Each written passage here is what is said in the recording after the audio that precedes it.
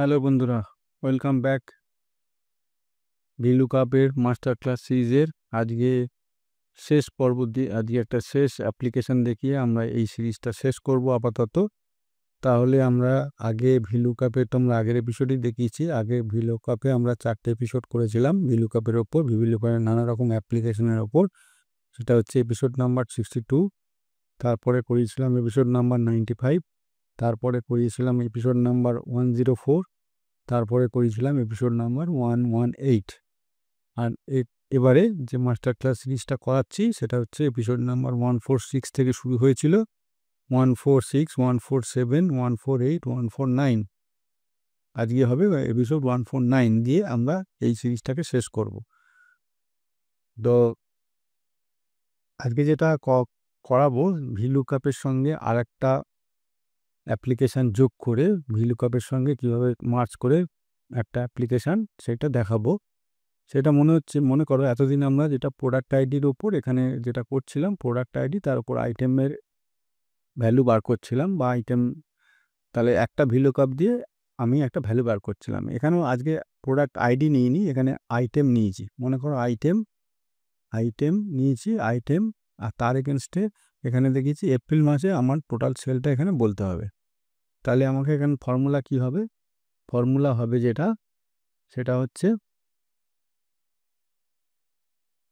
Same আমরা জানি lookup value এইটা, এই ভ্যালুটার এই সেলটার ভ্যালু দিতে হবে। তার মানে H2 কমা লুকআপ ভ্যালুটা টেবিল অ্যারে, মানে লুকআপ ভ্যালুটা কোথা থেকে নেবে আমাকে সেই পুরো টেবিলটাকে সিলেক্ট করে দিতে হবে, কমা। আর এখানে এই যে এপ্রিলটা কত নম্বর কলমে আছে? লাস্ট কলমে। তার মানে এখান থেকে যদি টেবিলটা শুরু হয় 1 2 3 4 5 নম্বর কলমে আছে, 5 নম্বর থেকে ভ্যালুটাকে ম্যাচ করাবে, আর 0 দেবো এক্স্যাক্ট ম্যাচের জন্য।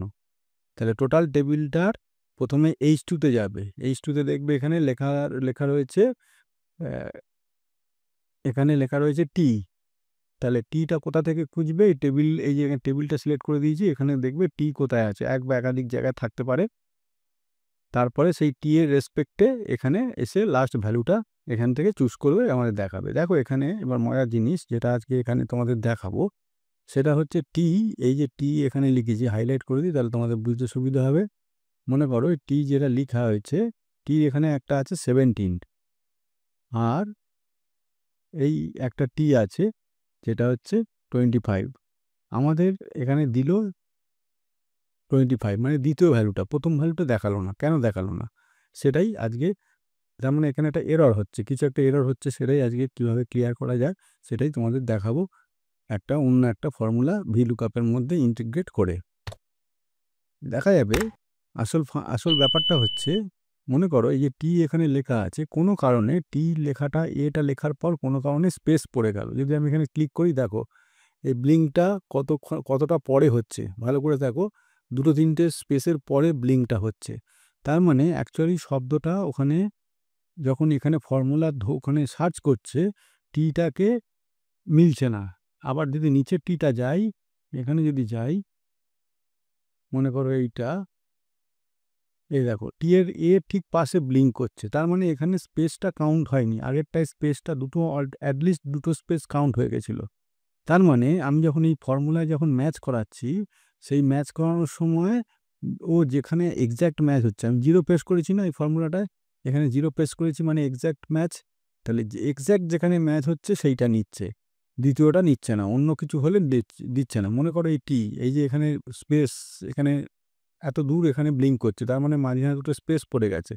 আমি যদি স্পেসটাকে ডিলিট করি, এই ডিলিট করলাম, হয়ে গেল। এবার এন্ট্রি মারলাম, দেখো এখানে 25 আছে, এইখানে 25 দেখাচ্ছে, এটা কত দেখাবে দেখো, এই দেখো 17 চলে এলো। তার মানে এখন প্রথম সার্চ করে টি যেটা পেয়েছে সেটাই দেখাচ্ছে, দ্বিতীয় সার্চে আর গেল না, এটা এদিক থেকেও ভুল হতে পারে। আমাদের এইখানে যখন আমরা লিখছি টি, এখান থেকেও ভুল হতে পারে। এখানে মনে করি দেখো স্পেস দিয়ে আমি বাড়িয়ে দিলাম, এই দেখো এখানে এরর চলে এলো। এররটা কেন এরর চলে এলো?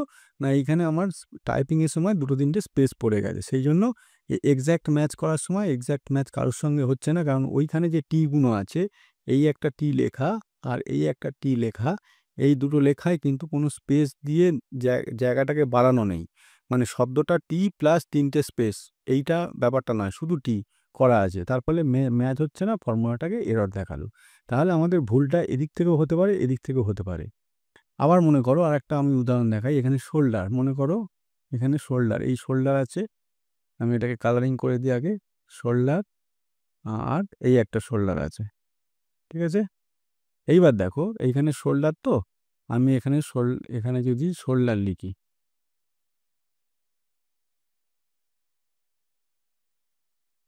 শোল্ডার 16 নিল, কোনটা নিল তাহলে, নিচেরটা নিল, শোল্ডার 52, শোল্ডার 37, তার মানে আর একটা কোথাও শোল্ডার আছে, এই একটা, এইটা নিল, ঠিক আছে। এইবার মনে করো এই যে শোল্ডারটা আছে, এইখানে কোনো কারণে আমি স্পেস 2-3টে স্পেস বাড়িয়ে নিলাম, টাইপিং করার সময় ভুল করে হতেই পারে, এরকম কেউ ভুল করে এরকম টাইপিং করে এন্টার মেরেছে, দেখো এখানে পাল্টে গেল, 37 চলে গেল, তার মানে এখন এক্স্যাক্ট ম্যাচ, ওখানে যে 0 দেওয়া আছে মানে এক্স্যাক্ট ম্যাচ, এখন এক্স্যাক্ট ম্যাচ কোনটা হচ্ছে না এইটা হচ্ছে, সেই জন্য এই ভ্যালুটা তুলে ফেললো। আবার যদি এটাতেও কোনো রকম এরর হয়ে যায়, এখানেও আমি স্পেস দিলাম, এন্টার দিলাম, তাহলে এখন কি হবে, দেখো 52 দেখাচ্ছে, মানে কোনটায়, লাস্টেরটায় চলে এলো, ঠিক আছে। তার মানে আমি এখানে হয় হ্যাশ দিয়ে এনে যেরকম এরর দেখাতে পারে, অথবা যদি সেকেন্ড ভ্যালুটা, এখানে মনে করো সেকেন্ড ভ্যালু আছে বলে তাই, যদি সেকেন্ড ভ্যালু না থাকতো, মনে করো পেন এখানে একটাই আছে, এই যে পেন এখানে একটাই আছে, আমি এখানে স্পেস দিয়ে এটা করে রাখলাম, এইবার মনে করো এখানে পেন লিখলাম, পেন 33, এইটা, এটাকে মনে করো ডিলিট করে দিই, এই রোটাকে ডিলিট করে দিলাম, এই দেখো পেন এখানে এরর চলে এলো, কেন এলো না, এই যে এখানে পেন যেটা লেখা আছে, এখানে দেখো ক্লিক করি, কত দূর পর ব্লিঙ্ক হচ্ছে, মানে শব্দটা এক্স্যাক্ট ম্যাচ করার সময় ফর্মুলা দেখছে যে পেনের পর আরও 2-3টে স্পেস দেওয়া আছে, পুরোটা নিয়ে ও শব্দটা ধরছে, সেই জন্য এক্স্যাক্ট ম্যাচ হচ্ছে না, এরর দিয়ে দিচ্ছে। আমি যদি এইটাকে ডিলিট করে দিই, স্পেসটাকে ডিলিট করে দিই, দেখো বলো না এখনো, এই দেখো 37 চলে এলো, এটা চলে এলো, তার মানে কি এখন সব ম্যাচ করে গেছে, কোনো স্পেস নেই, কিছু নেই, এক্স্যাক্ট ম্যাচ করে গেছে। তাহলে এইখানে খেয়াল রাখতে হবে, যদি এরকম কেউ ভুল টাইপিং করে ফেলে এবং তখন এরকম যদি এরর আসতে থাকে, তাহলে কি করতে হবে, আমাদের প্রত্যেকটা গিয়ে এরকম ক্লিক করে করে দেখতে হবে যে এখানে স্পেস কোনো আছে বা কোনো স্পেস দিয়ে ফেলে কেউ টাইপ করেছে না করেছে। এটা একটা ছোট টেবিল বলে তাই, যদি এটা বড় টেবিল হতো তাহলে খুঁজে খুঁজে বার করে এইগুলো করা অনেক সোজা। এই ক্ষেত্রে আমাদের কি করতে হবে, আমাদের এই সমানে, মনে করো এই সমানে,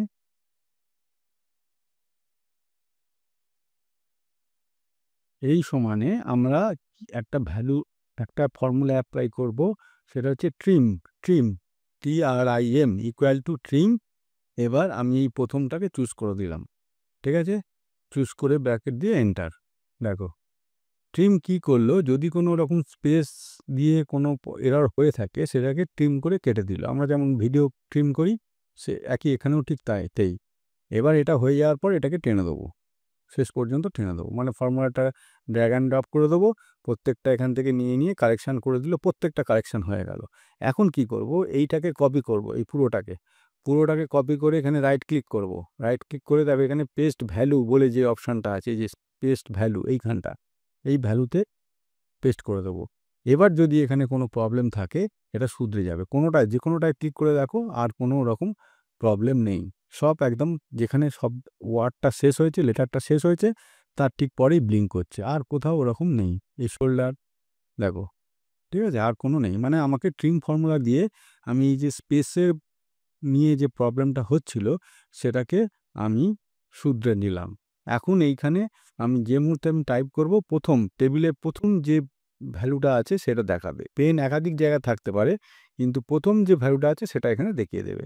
সুগার প্রত্যেকটা টেবিলে অনেক জায়গায় থাকতে পারে, কিন্তু যে মুহূর্তে আমি ফর্মুলা অ্যাপ্লাই করব, সুগার প্রথম যেটা আছে সেটা দেখিয়ে দেবে, দেখো সুগার, এই দেখো 42, এটা দেখালো। এখন সুগার নিচেও আছে, সুগার কিন্তু নিচেও আছে, কিন্তু সেটা দেখাবে না, এই দেখুন সুগার নিচেও আছে, পরে দেখাবে না, ওটা দেখাবে না, যেটা প্রথম সেটা খুঁজে দেখিয়ে দেবে। তাহলে আমরা কি করলাম, ট্রিম ফর্মুলা দিয়ে VLOOKUP-এর একটা এরর আসে কোনো কারণে টাইপিং মিস্টেকের জন্য ঠিক আছে? তাহলে এইরকমভাবে আমাদের যদি আমরা ট্রিম করে ফর্মুলাটাকে কপি পেস্ট করে নিই তাহলে ওই এররগুলো চলে যাবে। আর তখন আমরা এখানে যা লিখবো সেই অনুযায়ী প্রথম ভ্যালুটা এখানে দেখিয়ে দেবে। কোনো রকম এরর দেখাবে না, এরর হবে না। তো এই হচ্ছে ট্রিম ফর্মুলার কার্যকরী দিক। ট্রিম ফর্মুলাটাকে ভিলুকআপে কীরকমভাবে অ্যাপ্লাই করব আমরা সেটাও দেখে নিলাম, সেটাও শিখিয়ে দিলাম। তো বন্ধুরা যেটা বলছিলাম, আশা করি এই সিরিজটা তোমাদের খুব ভালো লাগলো।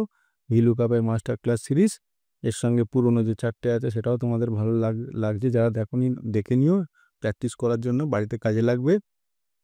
তো ভালো যদি লেগে থাকে এই সিরিজটা, আজকে শেষ ভিডিওটাও অবশ্যই লাইক করো, বন্ধুবান্ধবদের মধ্যে শেয়ার করো। আর যারা সাবস্ক্রাইব করা নেই তারা বেল আইকন নোটিফিকেশানে অল বাটনে প্রেস করে সাবস্ক্রাইবও করে নিও।